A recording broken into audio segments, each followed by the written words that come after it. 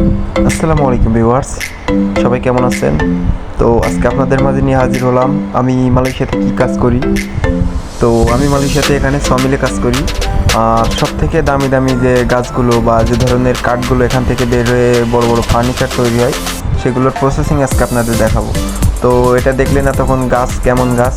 তো এটা হচ্ছে মেশিন, এটা হচ্ছে ক্রস কাট বলে। ওখান থেকে সাইজ বেরিয়ে এখানে আসে, আসার পর এখান থেকে ক্রস কাটে কেটে মনে করেন বান্ডিল সাজানো হয়, ঠিক আছে।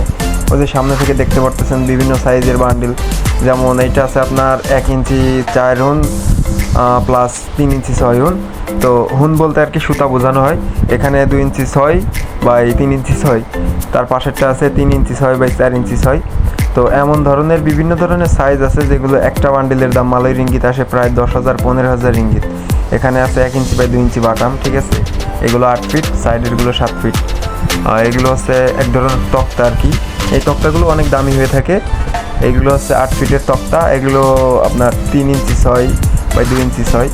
এগুলো হচ্ছে 3 ইঞ্চি 6 বাই 5 ইঞ্চি 6। এইটা হচ্ছে সব থেকে বড় বান্ডিল। আর এই ধরনের একটা বান্ডিলের দাম হয়ে থাকে আপনার প্রায় 17,000 রিঙ্গিত। আর এইগুলো দেখতে পাচ্ছেন যেগুলো কাটার পরে অবশিষ্ট অংশ, যেগুলো কোনো কাজে লাগে না, এগুলো ফেলিয়ে দেওয়া হয়। তো এটা ভাববেন না যেগুলো কোনো কাজে লাগে না, এগুলোও কাজে লাগে। এগুলো অনেক চড়া দামে বিক্রি হয়।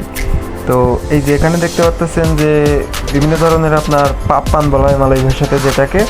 তো সেই পাপ্পানগুলো আর কি তক্তা আমরা যেটা বলি। তো এটা 6 ফিট 5 ফিট 4 ফিট সবই আছে এখানে। তো এইভাবে 3 ফিট 4 ফিট মিলায়া 7 ফিট বানানো হয়। তো এই যে আর আমি এখানে কাজ করতেছি গত 5 বছর যাবত, 6 বছর রানিং চলতেছে আমার।